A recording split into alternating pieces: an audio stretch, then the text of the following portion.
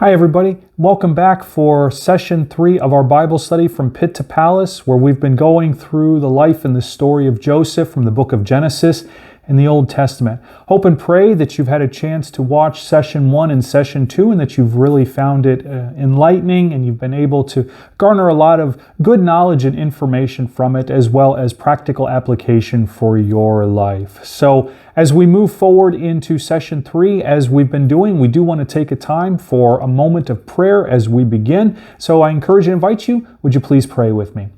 Lord God, Heavenly Father, we give you thanks this day as we continue to study the life of one of your servants, Joseph. And Lord God, Heavenly Father, we just pray that you would be with us in the time in which we speak and the things that we talk about, so that all would be enlightened, as well as encouraged, as well as have the message of hope given to them when we think about the nature of what Joseph's story means in our context. So be with us and bless us over these next number of minutes. In Jesus' name we pray. Amen. So, as a quick recap of the last couple of sessions, session 1, we talked about the early part of the story of Joseph, and that was the part of the story where Joseph is given a couple of dreams by God.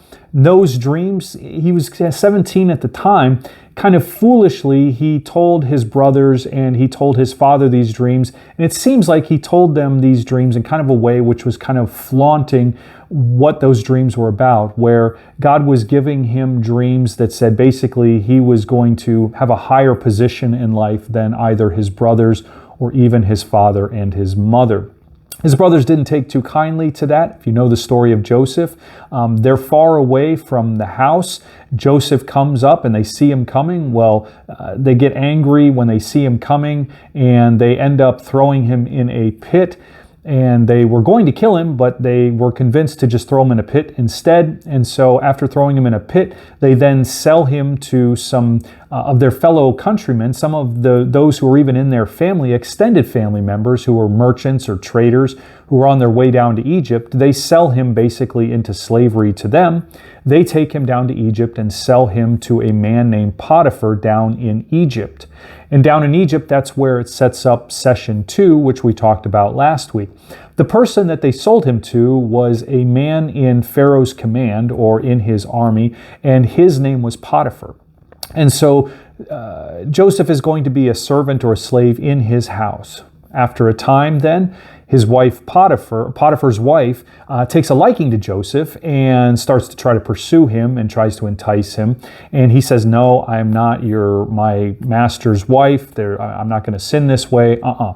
And so she keeps trying to seduce him. And finally, when nobody's around, she tries to seduce him one last time, and he panics, flees.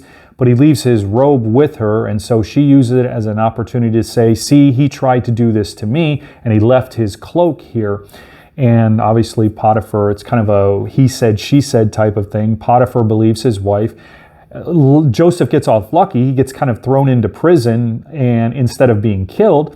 So he gets thrown into prison. While he's in prison, a couple of other people who were in the service of Pharaoh kind of do something against him, and he throws them in prison instead of killing them. They got off lucky as well. Well, while they're in prison, these other two people in the service of the Pharaoh have dreams, and they're really troubled by these dreams. So somebody tells them that Joseph is able to be able to interpret dreams. He sees kind of their condition, says, "Hey, why don't you tell me your dreams? I'll interpret them for you." And so they tell him his dreams, and through the power of God and through the wisdom and vision of God, he interprets those dreams for them. And one of them ends up dying as a result of the dream. The other gets restored, just as Joseph said the dreams were to be interpreted. So Joseph then is still in prison 2 years later. Pharaoh ends up having this dream that really troubles him. He tells it to all his advisors and anybody he can that he thinks is going to be able to interpret that. And that's when the guy who was in prison, who had his dream interpreted by Joseph, says, "Oh, hey, as a matter of fact, I remember that I had this dream a couple of years ago when I was in prison, and there was this guy Joseph in there. He's a Hebrew, and he was able to interpret it and happen just exactly the same, or the way that he said it was going to happen. Why don't you talk to him, since nobody else seems to be able to interpret it?" So they go and get Joseph out of prison. Pharaoh tells him his dream, and his dream is such that there are going to be 7 good years of abundance when it comes to farming and agriculture, and seasons of plenty there in the land in Egypt. And there's going to be such a superabundance. It's unfortunately going to be offset by then 7 years of famine that are going to come afterwards. And so he says, here's what you need to do. You need to go and you need to basically take a bunch of the grain that's there during this time of abundance. You need to store it, make sure that you can multiply it, and make sure that you can save up enough that it's going to compensate for those years of famine. And that's where we get into session 3 here from Genesis chapter 41. And it starts here in verse 37. So I encourage and invite you. The text, as we've been doing, will be on the bottom of the screen from Genesis 37 here, and you'll be able to follow along. This proposal, which Joseph had just told to Pharaoh and all of those who were there with him when he interpreted the dream, this proposal about taking a bunch and storing it for those years of famine, this proposal pleased Pharaoh and all his servants. And Pharaoh said to his servants, "Can we find a man like this in whom is the Spirit of God?" Now it's interesting. This can also be translated as Spirit of the Gods, because the word for God here is a word, and maybe you've heard it if you've grown up in the church or you've heard some Hebrew words. The Hebrew word here is Elohim. And as we've said before, I want to remind everybody, we believe that Moses, who was the Moses who led the Israelites out of Egypt and into the Promised Land hundreds and hundreds of years after this, Moses wrote all of this. He wrote the books of Genesis, Exodus, Leviticus, Numbers, and Deuteronomy. So Moses, because he's been in the land of Egypt and he's seen a lot of the slavery that's gone on with his people there in the land of Egypt, the Hebrew people were kind of, as we talked about last week, the Hebrew people were, a lot of people speculate, or there's some speculation that the Hebrew people kind of didn't really have their own culture per se, but they were kind of in a bunch of different cultures. So you had a few Hebrew people there, a few Hebrew people there, but they kind of had maybe a common language, or there was this kind of general way of speaking. So they didn't fully have a culture in the way that the Egyptians had a culture, but there were things about them that were kind of common to this Hebrew culture. And so some were traders, some were merchants, some were slaves, and on and on and on down the list of people that you could kind of classify as Hebrew in kind of all of these other cultures. Now, other people say, you know what, the Hebrew culture is being established at that time by the descendants of Abraham, and by the sons of Abraham and their extended family, that this is then going to become the Hebrew people. And yeah, they may have been in different cultures, but they were extended family and they were living in different regions. So that's kind of how they got to be in some of these different cultures, because they were nomads. They descendants of Abraham a lot of times were doing really well, and so they had large flocks, large herds, and so they had to kind of travel around in where modern day Israel is. At the time, it's called the land of Canaan, and they had to kind of travel around to different pastures, and there was a lot of rich, fertile ground where they could do some agriculture, and then they could also have a lot of land where they could tend to their herds, tend to their flocks. They just kind of had to travel around to different areas to be able to do that, and so that's how they kind of got assimilated or acclimated in some of these other cultures. And the land of Canaan at that time, there wasn't really a national identity. It was kind of the land of Canaan, but it was kind of what we think of ancient Greece, a lot of kind of city-states, like the city of Athens and the city of Corinth. There was kind of these independent city-states, and that's the way Canaan was. So you had a lot of different cities or kind of areas that kind of ruled by their own king or their own ruler, but they didn't have a kind of national identity in the way that Egypt did during that time and has had for hundreds and thousands of years. And so if you want to think about it from that perspective, then sure, when you've got all of these Hebrew culture, these descendants of Abraham who are considered to be Hebrews, because of the different areas and the different rulers over these different city-states and stuff, it's easy to say that, yeah, they were a part of a different culture here, a different culture there. Where all of this is going, they were putting together and having their own kind of language. And Moses is using the kind of language of the time and kind of the cultural understandings when he uses the word Elohim. Now, the word Elohim you're going to see throughout the Old Testament as kind of a generic word for God. And as time goes on in the Bible, you're going to see Elohim get interchangeable with other words for God that kind of are just this understanding about the general nature of who God is. Now, the problem here, and the problem that comes in with the way that it's written this way, when it says, "In whom is the Spirit of God," Elohim, and there's a lot of words in Hebrew that have that im, I-M at the end, and that denotes a plural word. So it's hard. Elohim is meant to say God, but it can also be translated gods. The word Shemayim in Hebrew means heaven or heavens. It's a plural word, but oftentimes it refers to the concept of heaven. And so when you're translating, you have to decide, is it talking about heaven itself, or is it talking about the heavens? Because in Hebrew thought, there's three types of heavens. There's the first level of heaven, which is basically the sky above us. And then it's got the heavens, which are kind of the stars and everything outside of this earth, but before you get to quote unquote the heaven. And then you've got the third understanding of Shemayim, of heaven, and that's heaven itself, where God in his eternity reigns. And so when you're translating certain parts of the Old Testament and the word Shemayim comes up, you've got to decide, is the writer talking about level one of heaven, which is the sky around us? Is he talking about the Milky Way and the stars and the sun and things like that? Or is he talking about heaven itself? The same thing here with Elohim. When it's talking, generally speaking, it's talking about the understanding of God, who we think of, God of the Old Testament, the God of the Hebrews, the God of the Israelites, going to become the God of the Jews, kind of the God that we as Christians then worship as well. But the problem is, this is Pharaoh, and this is Egypt. And so in Egypt, there's a lot of different gods.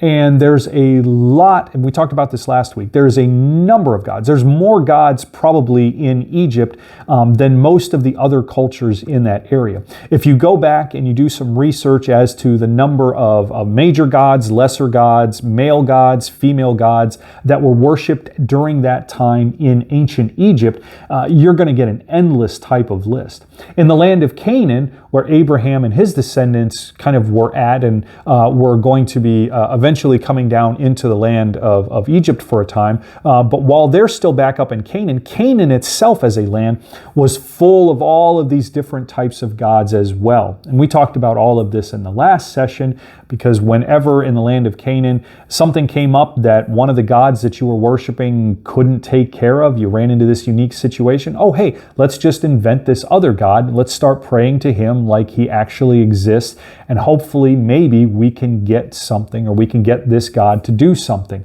And they'll go and do outlandish things, often hideous and despicable types of things in this type of rituals that they would do in order to try to get whatever God it was to be to shine upon them and be favorable to them and grant them the blessing or whatever they were looking for.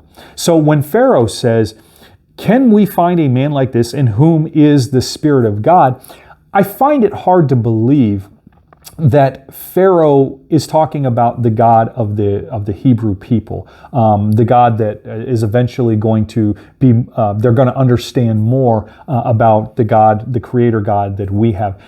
I find it more likely that when Moses uses the word Elohim here, it's the general word for God in that area, and it's the general Hebrew word at that time for this construct of God, but it's also a plural, so it can function as a construct, spirit of the gods, so multiple gods.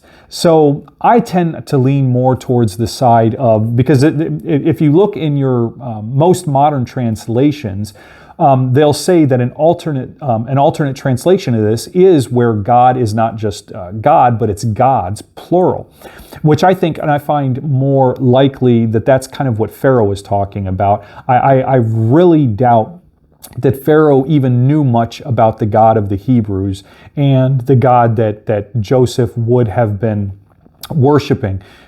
He basically just met Joseph, or he basically just came in contact with Joseph right before that when he is interpreting the dream for him. It's all part of that same long narrative continued from last week. This just picks right up where last week's left off. So I have a hard time believing that Pharaoh would have taken the time to astutely say, you know what, your God is the God that is going to be the one that is the correct God. Now, we do remember that in the last lesson, Joseph was telling people that, look, I'm not the one who's interpreting this, God does. So it is possible that he may have said that it is your God that is the true God. But I'm more inclined to believe that Pharaoh is probably speaking about multiple gods at this time. And it kind of flows then into the next verse. Then Pharaoh said to Joseph, since God, or Elohim, or maybe the gods, have shown you all this, there is none so discerning as wise as you are. And here is then, as a result of what Pharaoh sees in Joseph, he says this, you shall be over my house, and all my people shall order themselves as you command.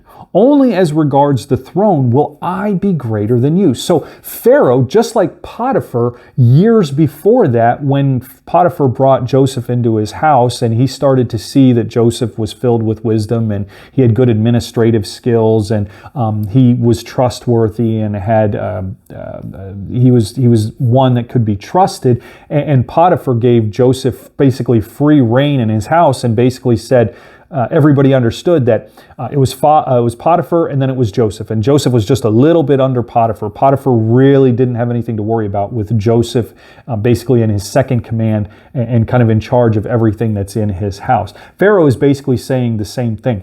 Pharaoh is saying, look, because of all of this, because of the way you've interpreted this and because of the way you've given us a plan, I'm then going to entrust more to you. And so he then puts him in charge of basically everything. And as regards the throne, will I be greater than you? That's the only thing. Everything else, Joseph was really, really high up. I mean, you think about the president of the United States nowadays, and you think about the vice president and all the power. Sometimes we don't realize it, but the vice president obviously is the vice president and has a good deal of power. Joseph was more powerful than Potiphar at this point in time. He was more powerful than anybody else in the land of Egypt other than Pharaoh himself. And Pharaoh said to Joseph, see, I have set you over all the land of Egypt. Then Pharaoh took his signet ring from his hand and put it on Joseph's hand and clothed him in garments of fine linen and put a gold chain about his neck. So all of this we understand culturally and we understand symbolically is Pharaoh's way of basically having everybody see that Joseph has been elevated to this exalted position, that basically it's Pharaoh, Joseph, everybody else. And he made him ride in his second chariot, another status position or status symbol. They called out before him, bow the knee. Thus he sent him over all the land of Egypt.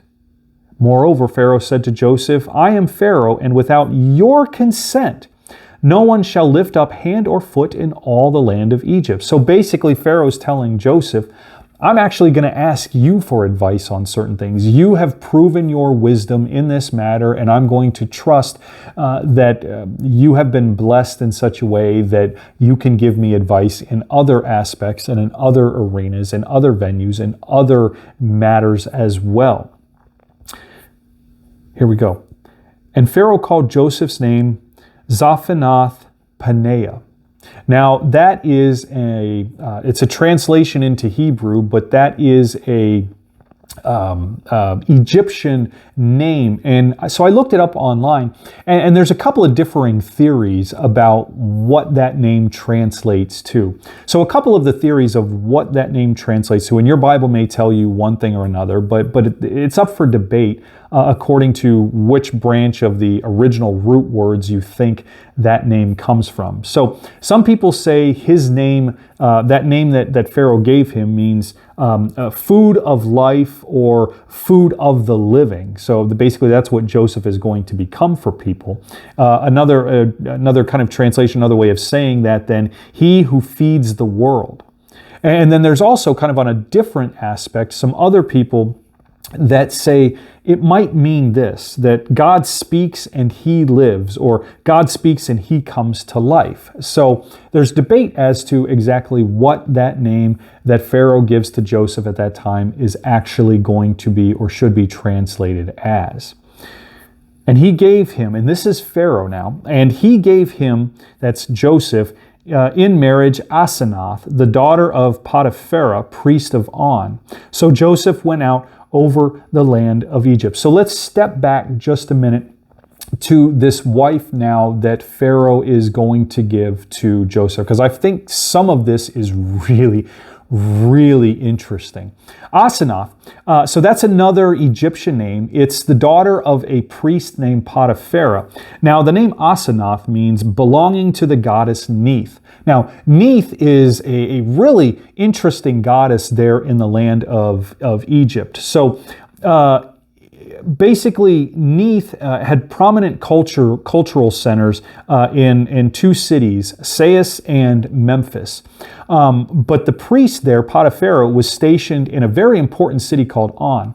The Greeks would eventually start to call, and maybe you've heard it more from the Greek name, but the Greeks are eventually going to call On, or they're going to rename it or call it Heliopolis. So you may think about it there. Ra was kind of the sun god Ra had a lot to do with the city of Heliopolis or On. There was a lot of cultural worship that was going on there. But Neith is associated with war, hunting, and wisdom.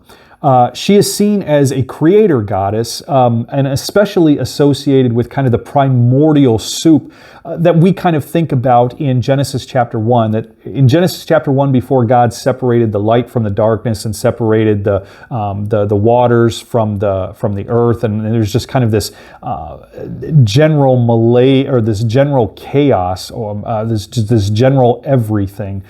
She's kind of seen as being in charge of over that, and some texts refer to her as the mother of Ra. So there's speculation, or there's some text in Egyptian, ancient Egyptian texts that identify Neith, this goddess there, as the mother of Ra, which would put her in a very elevated status. So she is sometimes mentioned as a self-created deity who gave birth to the universe there. So Heliopolis and On, the same city, it's called City of the Sun. Ra and Atum are two of the gods in that city as well that are going to be worshipped there. So Potiphera is a priest there in On. So he's not necessarily priest in regard to this goddess Neith, but he's probably a priest in regard to either Ra or Atum at that time. But he gives his daughter the name as belonging to the goddess Neith. So there's a lot of speculation in the way in which it all comes together there. So he may have been a priest in the order of following Neith, but also may have been a general priest, important priest, because On was a very important city in the cultural and the worship life of ancient Egypt at that time. So he may have just been a chief priest or a priest over a lot of the worship there in that city. Well, it's interesting, and a couple of things. One, as we talked about last week, when it came to the name Potiphar, so Jewish texts or some of the Jewish legend or some of the Jewish interpretations of all of this is that Potiphera might actually be the same person as Potiphar because their translation of their names is roughly the same thing. And so some Jewish scholars speculate that it's just an alternate spelling of Potiphar. Other people speculate that it's a completely different person. But here's the thing. Imagine, and this is the interesting thing about it. Imagine if Potipharah is actually Potiphar. And listen to the way that Moses writes this, where he says, Pharaoh, he gave him in marriage Asenath. So Pharaoh steps in and says to Joseph, I'm going to give you this woman's hand in marriage. Now imagine if Potipharah is actually Potiphar.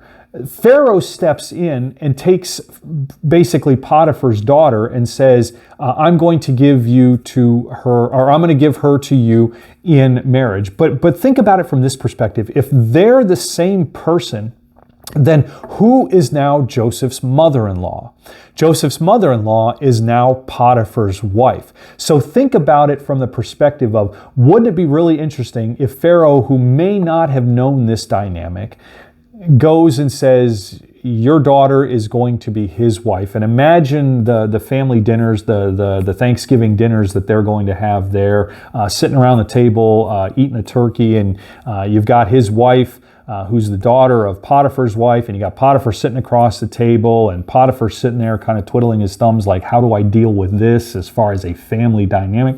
So it's food for thought, and I think it's an interesting dynamic from the perspective of, one, what if Potipharah is the same person as Potiphar? We don't know, but it would make for a real interesting dynamic when they have all of these family gatherings, and how Potiphar's wife is going to have to deal with Joseph now, as well as the fact that Pharaoh himself steps in and says, I'm going to decree that this woman is going to be the wife of Joseph. Now, we don't know if Joseph had a say in that, and Joseph said, oh, hey, Pharaoh, since I'm second in command, I want you to do this for me. And maybe because he was a servant in Potiphar's house, and he saw their daughter all this time, and he said, you know what, I really like her. We had something going before I got thrown into prison.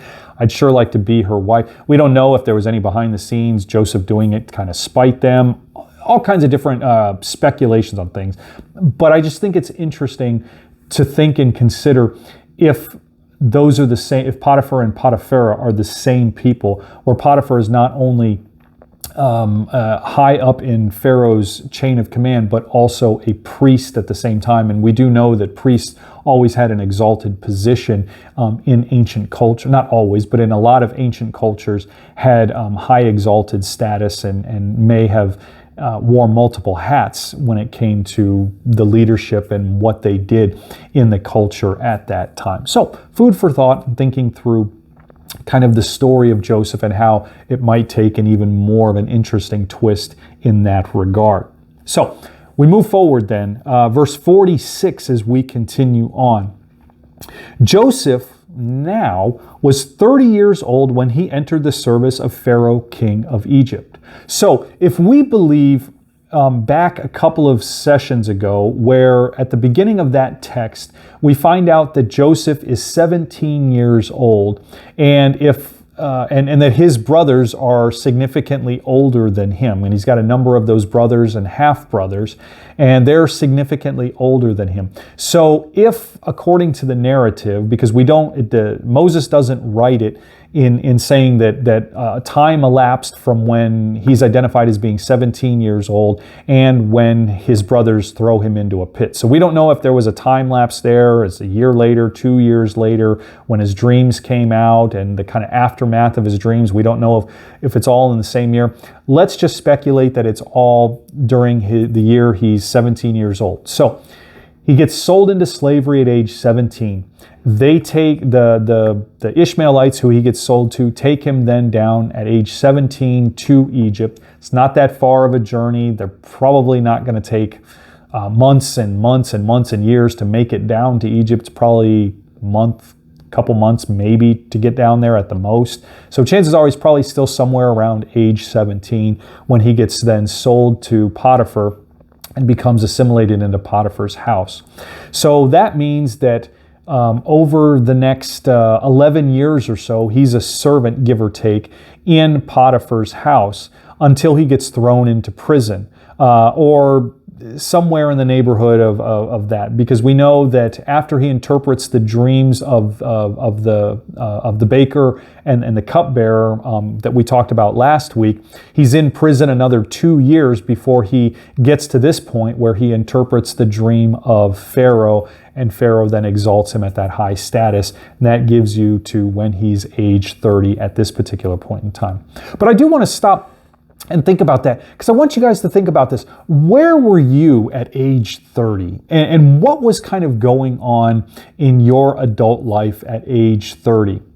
The Bible gives us, there's a lot of important numbers or important things that happen in the Bible, and I've got just a couple written down, a couple of important things surrounding the number 30. The first one, and for us kind of the most significant, is we believe Jesus was about 30 years old when he started his earthly ministry. According to the records and according to the timelines with some of the other people that are listed in the Bible and some extra biblical documents, we believe Jesus was about 30 years old when he started his earthly ministry. When he was baptized by John the Baptist and then did his earthly ministry that he did for about 3 years. We believe he was crucified about age 33. So that's the first thing. In the Old Testament then, we also have a couple of other powerful uses of the number 30. The first one in the law, that if you had an ox and it gores a slave, 30 shekels of silver were part of the compensation that was required. So that used the number 30. 30 was the beginning age for someone who could work in the tent of meeting. So as they're wandering through the wilderness in the book of Numbers, and God is setting up the worship of his people, they set up what they call the tent of meeting. And so God told Moses and Aaron, and he told the leaders there, I want you to find people starting at age 30 all the way up to age 50. Those are people that are eligible to serve kind of in the tent of meeting, basically as part of the worship life of the people of Israel. So that's significant that God wanted some people who had had a little bit of years experience, a little bit of training under their belt, a little bit of wisdom, and kind of seeing how things have worked before serving in his temple. Number 4, Israel, the nation of Israel, when they found out that Aaron, the high priest, Moses' brother, hundreds and hundreds of years after what we're talking about here, but as part of their wandering through the desert, when they found out that Aaron had died, they wept for him 30 days. And the same thing happens when Moses dies. The people weep for 30 days. So that was kind of part of the culture, that there would be this general lament for some of the big figures like Aaron and Moses, that they would lament for kind of an entire month, 30-day period before they kind of moved on. And it just shows the significance of how seriously they took their leaders and how seriously they took honoring those who had spent so much time leading God's people and investing in the lives of God's people. And then finally, which is perhaps, as far as the Bible goes, the most familiar and kind of the most infamous use of the number 30, and that would be the 30 pieces of silver that Judas received because he betrayed Jesus in the gospel accounts later on. So there's also many groups, many different groups in the Old Testament that are defined by there's 30 men here, there's 30 men there. A lot of those different types of groups that come up in the Old Testament. But as I said, probably the most famous or infamous use of the number 30 is the 30 pieces of silver in which Judas took to betray Jesus. So what were you doing at age 30? This is where Joseph is at. And 30 is an important number. We see it come up a lot in the Bible. But in regard to Joseph, he had a lot happen from age 17 to age 30 that God was giving him experience and kind of the naivete that he was having early on at age 17 in his kind of teenage years. that seems to have been replaced. He was becoming a hardened adult, having been a servant, having been a slave in the house of Potiphar. The things that God was blessing him to be able to do there. Unfortunately, we know that because of Potiphar's wife, he was thrown in prison, so he went through that. At his low point, he then gets elevated at age 30 to be where he's at in the service of Pharaoh, the king of Egypt. And so it then continues. And Joseph went out from the presence of Pharaoh and went through all the land of Egypt. During the 7 plentiful years, the earth produced abundantly. And he gathered up all the food of these 7 years which occurred in the land of Egypt and put the food in the cities. He put in every city the food from the fields around it. Joseph stored up grain in great abundance, like the sand of the sea, until he ceased to measure it, for it could not be measured. So he's got so much there, or the nation of Egypt under his control or under his leadership has so much of this surplus of grain and of food that he's got all of these places they're being stored that he just stops counting because there's so much more than he can even count. So a couple of things from this grouping of verses that I want to talk about. The first being, as we talked about with the number 30, the number 30 is an important number in the Bible. But just as, if not more significant in the Bible, is the number 7. And you may be familiar with all of the time, not all, you may not be familiar with all the time, but you may be familiar that there is a number of times where the number 7 comes up in the Bible. And I wrote down just a couple of important times where the number 7 is used in the Bible. So the Israelites march around Jericho. If you know the story of Jericho, where the walls come tumbling down when the trumpets blew, well, they marched around the city. God commanded them to march around the city of Israel 7 times before the walls were going to come crashing down. There's 7 feasts of Israel in the Old Testament. In the book of Revelation, we have the 7 churches of Revelation that are talked about early on in the first few chapters there. In the book of Revelation as well, you've got the 7 seals, you've got the 7 trumpets, and the 7 bowls. So those are important symbolically in kind of the way John is recording or writing down for us this imagery that he's seeing in heaven that we find in the book of Revelation. There are 7 parables in Matthew chapter 13. There are 7 miracles in the book of John, 7 miracles of Jesus that are focused on by John. There are 7 pairs of clean animals and 7 pairs of unclean animals that go into the ark as part of Noah and that story. There are also 7 blessings that come in the book of Revelation.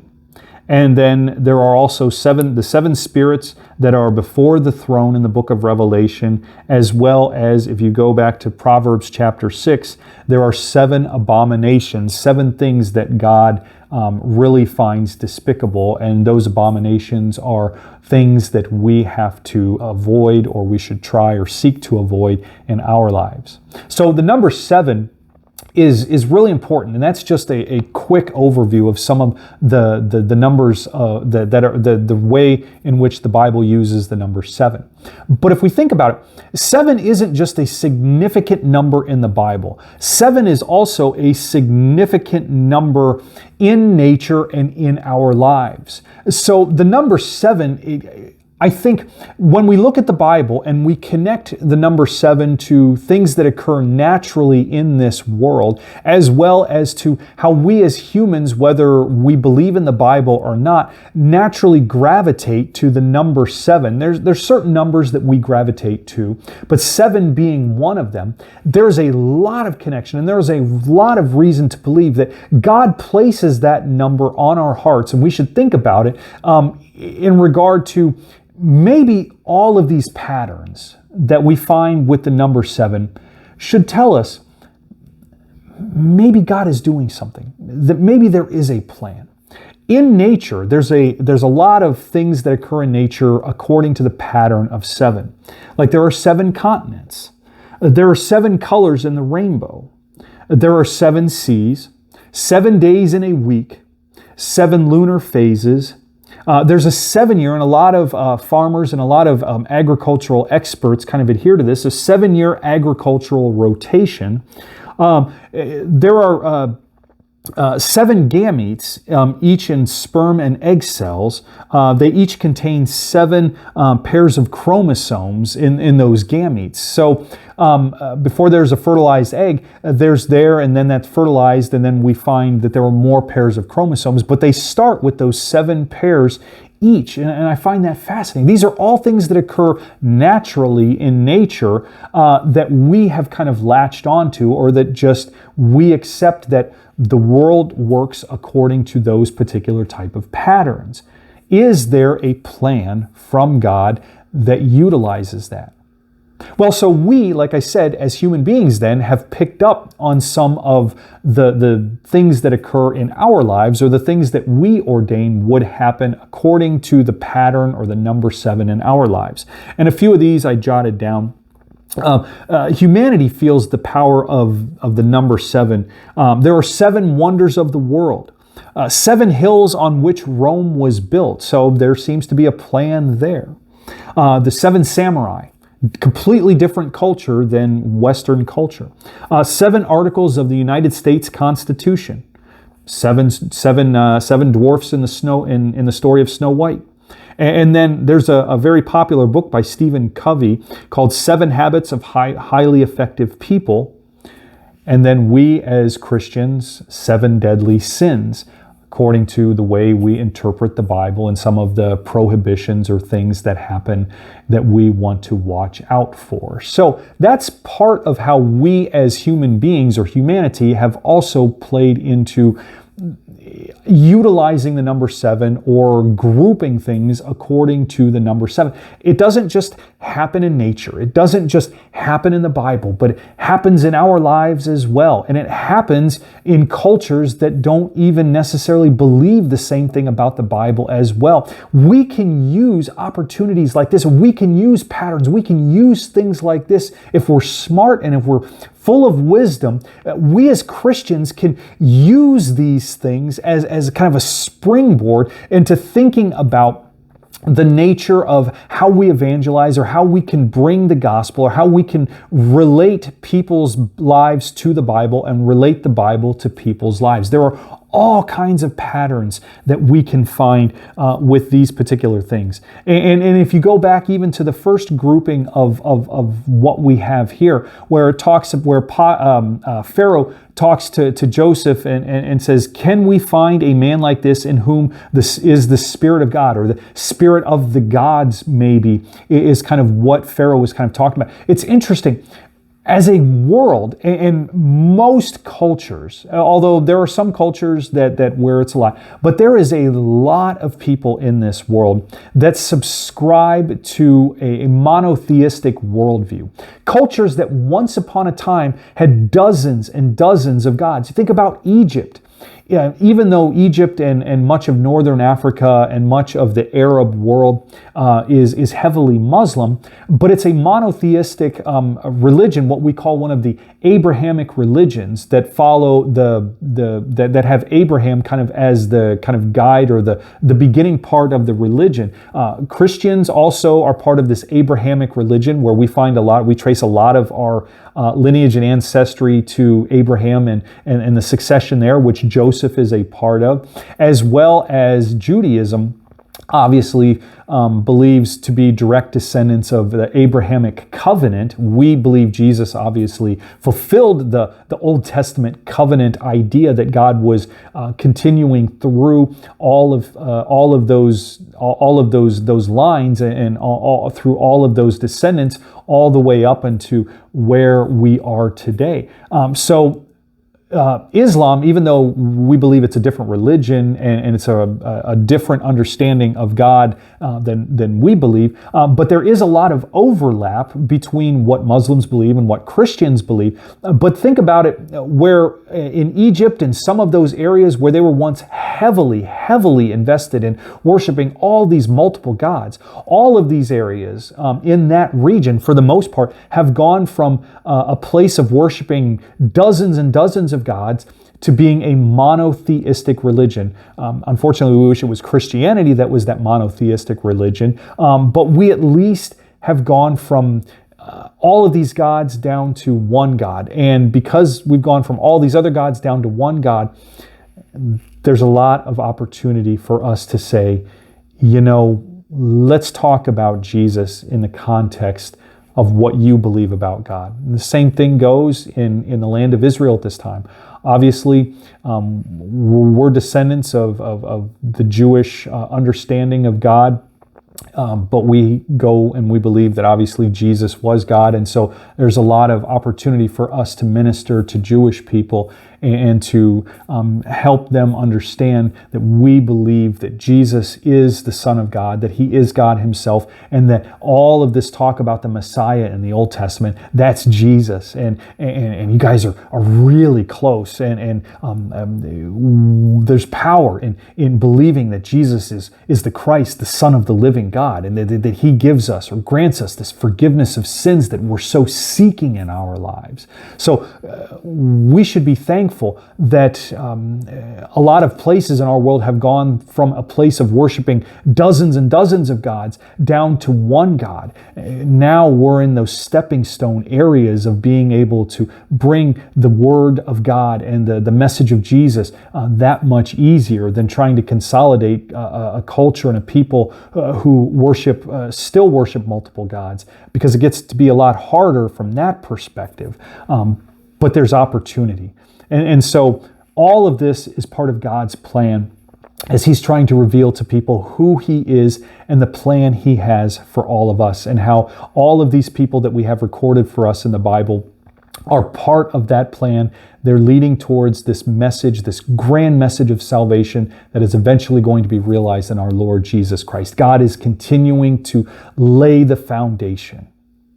So one more thing in this group that I wanted to talk about. When I talk about the abundance of the land of Egypt and where they could get all of this grain from, when we think of Egypt in our culture today, or when we think of Egypt, a lot of us think of Sahara Desert, or we think of just this desert wasteland where you're not going to grow much.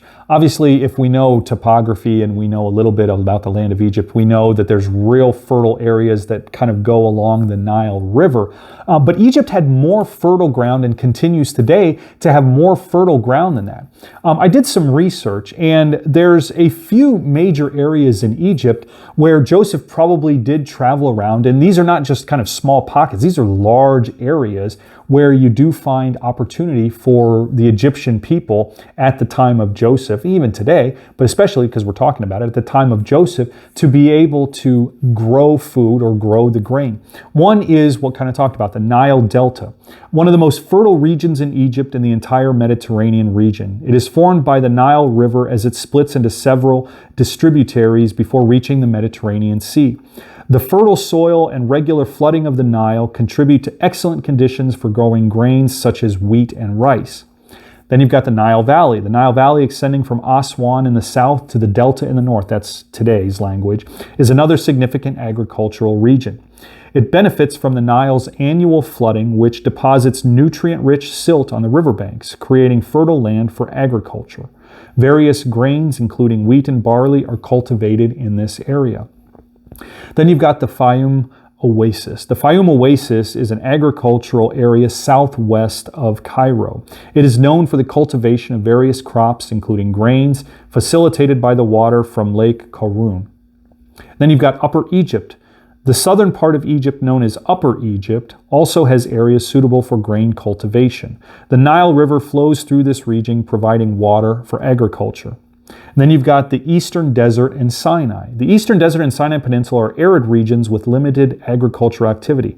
Agriculture in these areas is challenging due to the scarcity of water, but overall, the Nile Delta and Nile Valley are the primary breadbaskets of Egypt, supporting extensive agriculture, including the cultivation of various grains.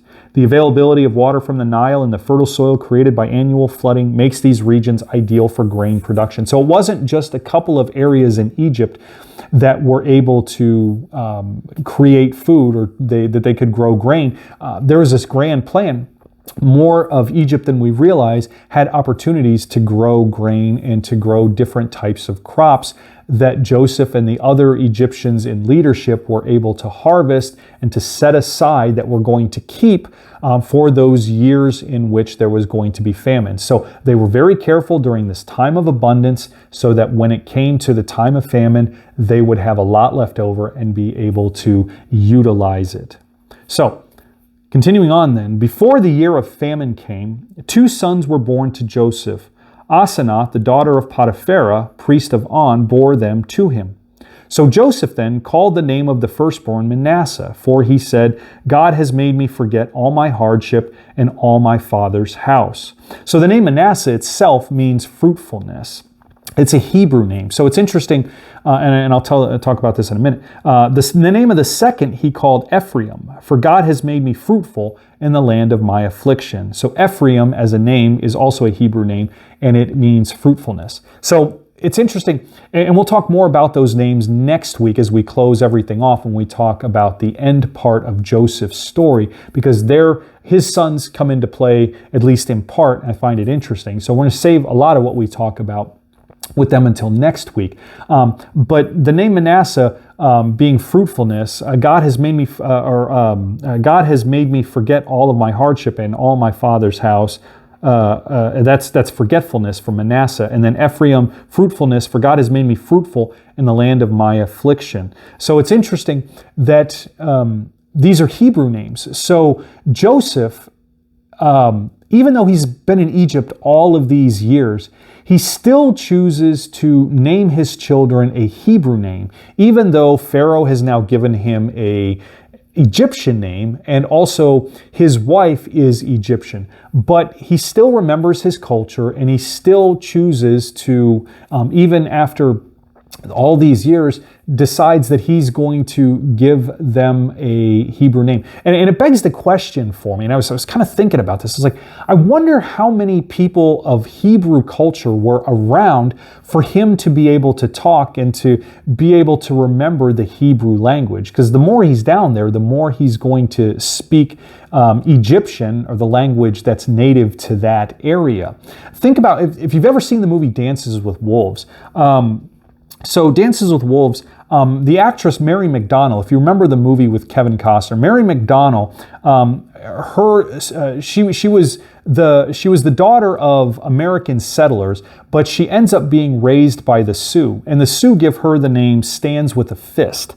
And Mary McDonnell in the movie, she's raised by the Sioux, and if you remember, they're trying to communicate with Kevin Costner, and obviously they speak different languages, but they know that she is the daughter of American settlers, so she spoke the same language that Kevin Costner did once upon a time. But if you remember the movie, when they bring her to him to try to translate, or to try to figure out how they can communicate with one another, she has a really, really, really hard time trying to remember English and to try to remember some of these words. You see her yelling and arguing back and forth with the Sioux leadership there, because she's really trying to struggle to remember some of all, after all these years of growing up as a Sioux and speaking that language versus speaking English. She has to kind of think back and dig real deep to even kind of get basic understandings of things.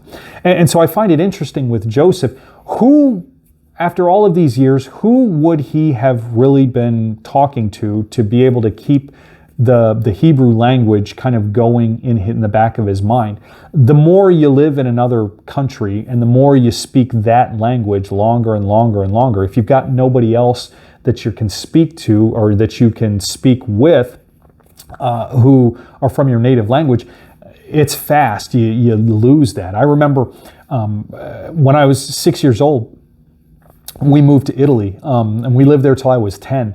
And while I was there, I learned Italian pretty well.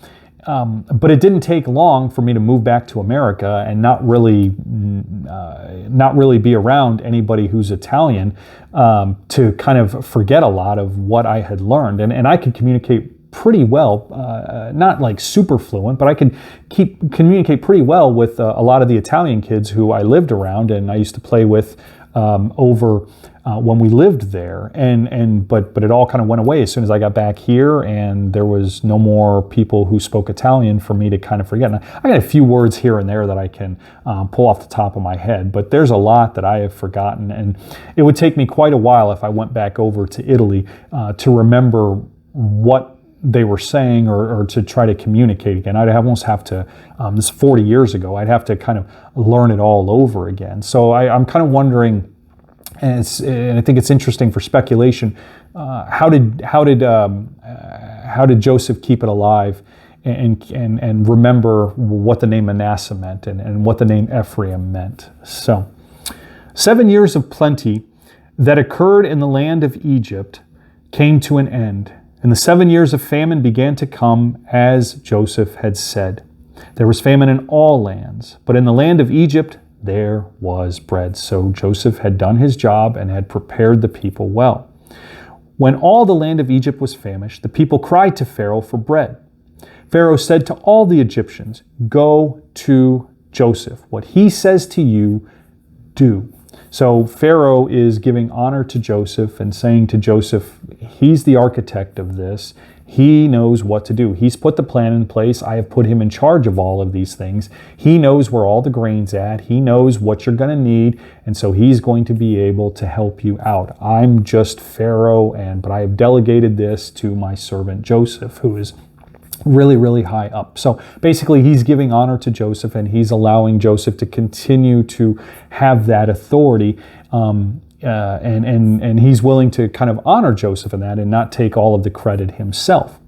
So when the famine had spread over all the land, Joseph opened all the storehouses and sold to the Egyptians, for the famine was severe in the land of Egypt. Moreover, all the earth came to Egypt to Joseph to buy grain, because the famine was severe over all the earth. So obviously the famine, and we're going to talk about this next week, the famine was not just in the land of Egypt. It was over the land of Canaan to the north and some of the other regions there that were close.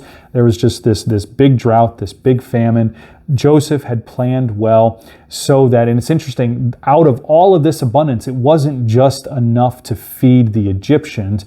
It was so much abundance that they had received, and it was so much extra that they had saved up during this time of plenty, or this time of abundance, that they could even sell it beyond the land of Egypt. They could sell it to other countries as well.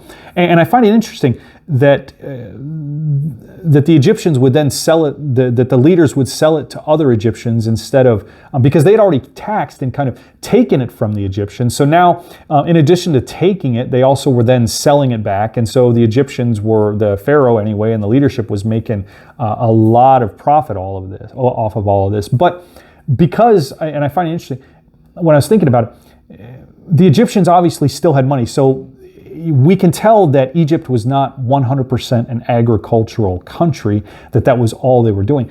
Obviously, there was a lot of trade and a lot of commerce going on, so they still had money, and they still had other ways of making money beyond just being an agricultural type of society, that they had this money to be able to buy the grain even during this time of famine, when there is going to be a lack of food or a lack of opportunity to receive food because the famine was so severe.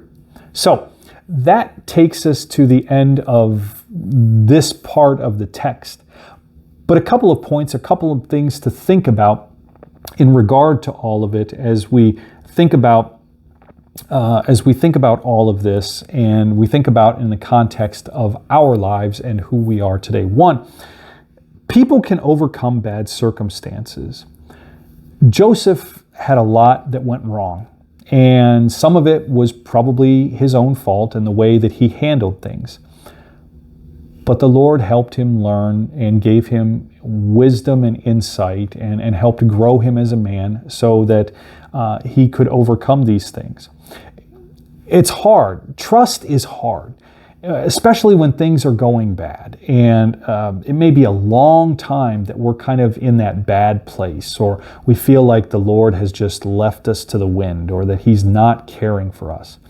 But God does watch over this, and the Bible promises us that even when it seems like there is nothing, that God has just forgotten about us and he's off worrying about the people down the road because they have everything and I've got nothing, or I'm just one struggle after another. It can be really hard to believe that God is caring for us. But the Bible does promise that God watches over us, he cares for us. And I'm willing to bet that for as often as we think about God forgetting us or God forsaking us, if we really think about it and if we really take the time, we can find a lot more times where God has protected us, or God has actually given us something, or God has blessed us.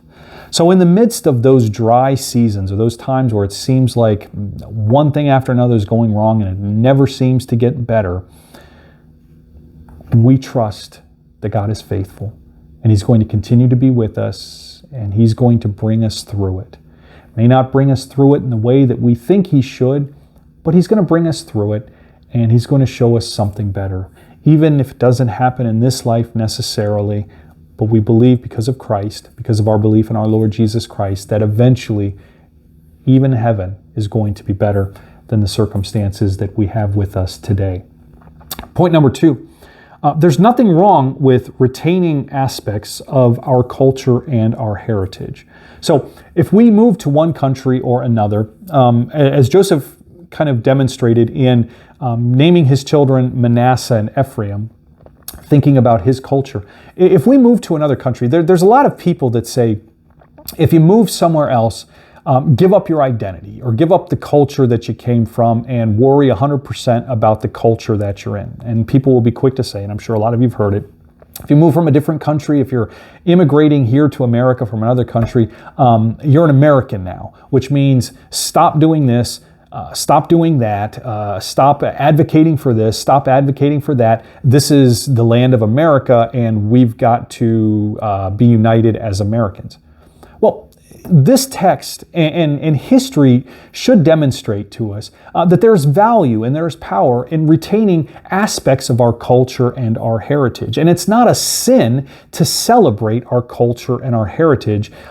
Even when we have Ancestry.com or whatever other website and we find out that we're 23% this and we're 55% that or whatever, and we think about it like, okay, let me see what I can use that for as a springboard to thinking about who I am. If we find out that if we go through Ancestry.com or one of these other genealogy type programs or websites, and we just go through it and say, oh, that's nice to know, but I'm an American, so I'm going to forget about all that. I don't care that I'm 55% Irish or 25% German or 32% Hispanic or 88% Chinese, whatever it might be.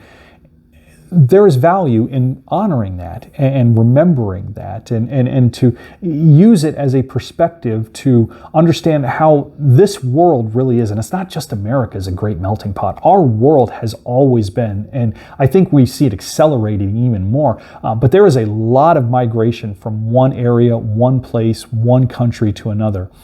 Just because I was born in Hawaii, I'm not Hawaiian, but I just happened to be born in Hawaii because my dad was in the military and he was stationed there. But I think about the fact that I was born in Hawaii, and I think about my time growing up and living in Gettysburg, Pennsylvania, living in Italy, growing up in the suburbs of D.C. and Virginia, going to school out here in Chicago, my internship out in California, spending so many years in Northeast Ohio in the Cleveland, Akron area, and then being here back in Chicago years and years later.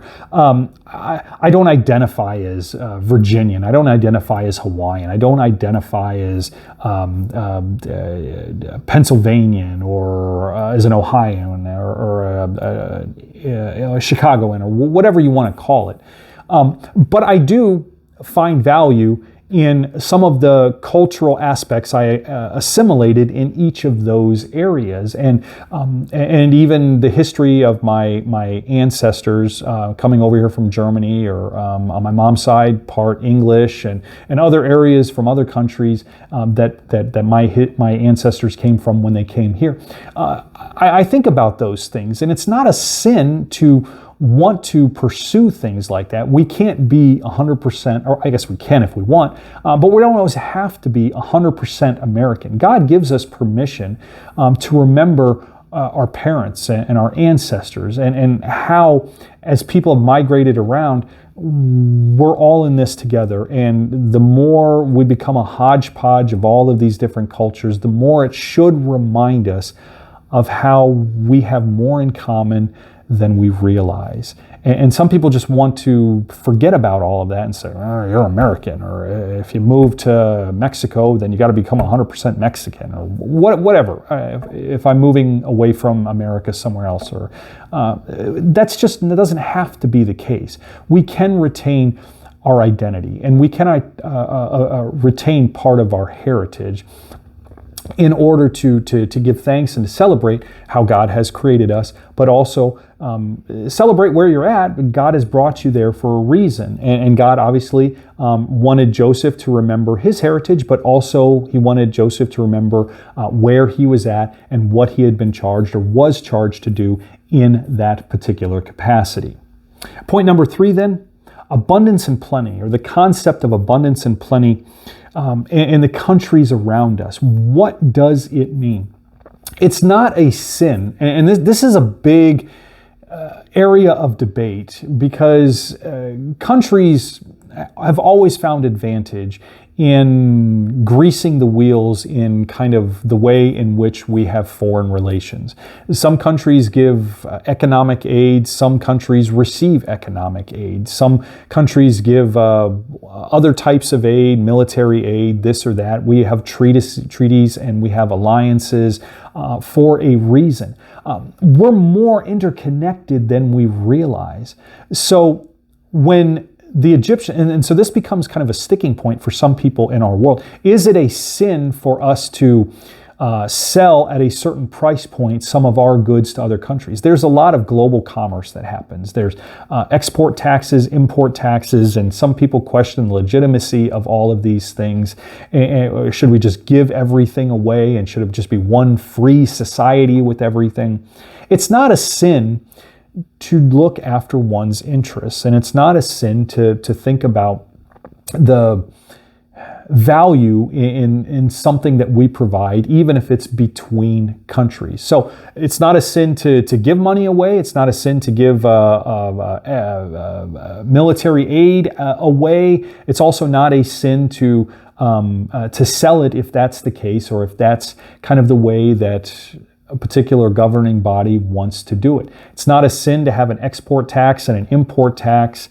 It's just part of the world that we live in, and we are progressing as far as technology goes, medicine, and we are improving, or we hope we're improving, the quality of life around the world for people. And so when the Egyptians were selling food to other countries, was it a sin? No. They were seeing the value in what they had done, and the other countries should have thought about more than they did about this superabundance during the time of plenty that they had during those 7 years, because it does say that they had abundance in other areas as well, but it obviously means that they kind of squandered it, or really didn't think that, oh, hey, maybe something might happen where we should be measuring or pacing ourselves as far as our consumption of things. It's also a good idea for us today. We live here in America, where almost every day for a lot of people, if we're willing to buy into that, and if we're willing to accept or acknowledge the fact that for a lot of people, we live in a land of plenty. We look at other countries that are starving and have corrupt governments who have stolen all of the resources, or just areas that are hit by natural disasters and have a really hard time overcoming that. We look at our circumstances, and we, for the most part, have continually lived, at least for most of us, in a land of plenty. And so we just need to think about that in regards to, do we need to consume as much as we do, or should we more measure ourselves, not knowing what tomorrow might bring? So those are things to think about. Thank you for being here today as we've gone through session 3. As always, I'm Pastor Schoen here at Word of Life, and we've got one more session next Thursday at noon. It will be released, so we're looking forward to giving you the next and kind of final part of the story of Joseph. As always, if you have any questions or comments when we post this online on our Facebook or on our YouTube page, please do put questions or comments in there, and I will try to answer as many of the questions or comments that come up as possible. We'll see you next week.